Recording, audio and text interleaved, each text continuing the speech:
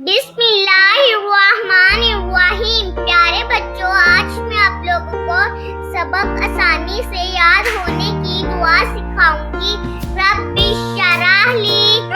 शरह ली सदरी वयस्सिर ली अमरी वाहलुल उक़दतम मिन लिसानी यफ़क़हू क़ौली।